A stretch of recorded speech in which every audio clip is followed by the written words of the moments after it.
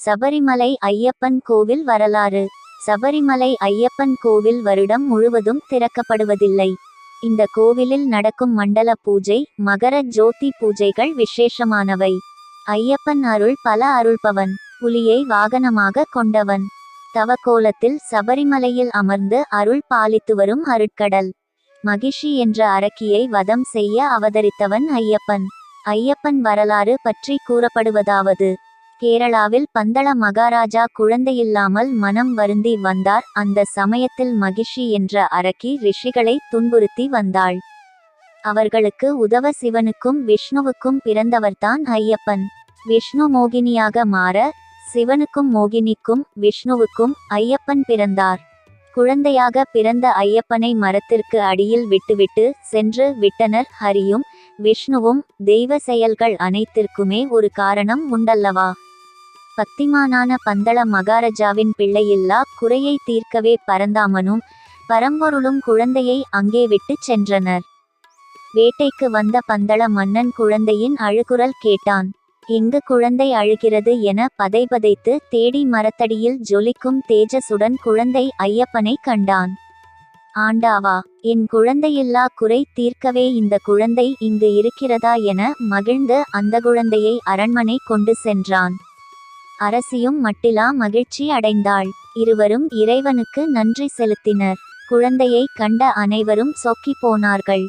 ஜோதிடர்கள் இந்த குழந்தை தெய்வாம்சம் பொருந்திய குழந்தை என கூறினர். கழுத்தில் மணியுடன் பிறந்ததால் குழந்தைக்கு மணிகண்டன் என்று பெயரிட முடிவு செய்து மணிகண்டன் என பெயரிட்டு அன்போடு பாராட்டி சீராட்டி வளர்த்து வந்தனர். இந்நிலையில் மகாராணிக்கும் ஓர் ஆண் குழந்தை பிறந்தது. அரசனும் அரசியும் அடைந்த ஆனந்தத்திற்கு அளவில்லை.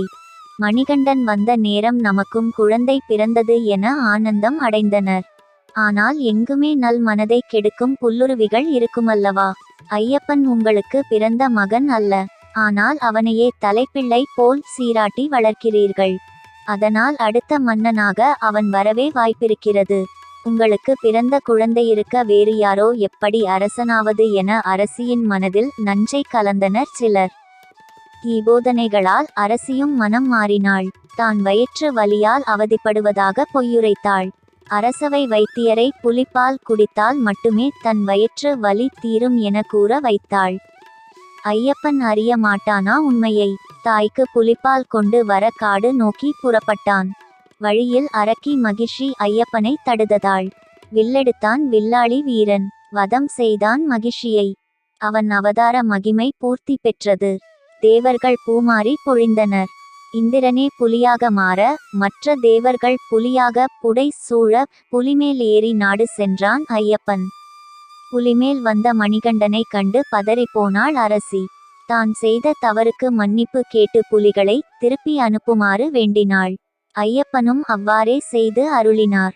மேலும் தன் அவதார காரணம் பூர்த்தி பெற்றதால் தான் சபரிமலையில் தவமிருக்க போவதாகவும் தன்னை தரிசிக்க வேண்டுமானால் அங்கு வருமாறும் கூறி சபரிமலையில் 18 படிகளுக்கு மேல் தவக்கோலத்தில் அமர்ந்தார் அருள் தரும் ஐயப்பன்.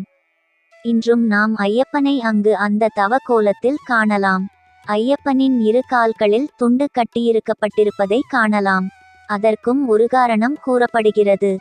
ஐயப்பனை காண பந்தள மகாராஜா ஒரு முறை வந்த போது ஐயப்பன் தன் தந்தை என்ற காரணத்தால் எழ முயன்ற போது இறைவன் தனக்கு மரியாதை செய்ய எழுந்திருக்க கூடாது என்பதற்காக தன் தோளில் போட்டிருந்த பட்டு அங்கவஸ்திரத்தை ஐயப்பனை நோக்கி அவர் தூக்கி போட்ட போது அந்த அங்கவஸ்திரம் ஐயப்பன் காலை சுற்றி கொண்டதாகவும் கூறப்படுகிறது.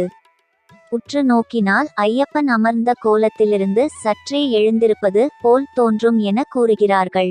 மற்ற கோவில்கள் போல் சபரிமலை ஐயப்பன் கோவில் வருடம் முழுவதும் திறக்கப்படுவதில்லை.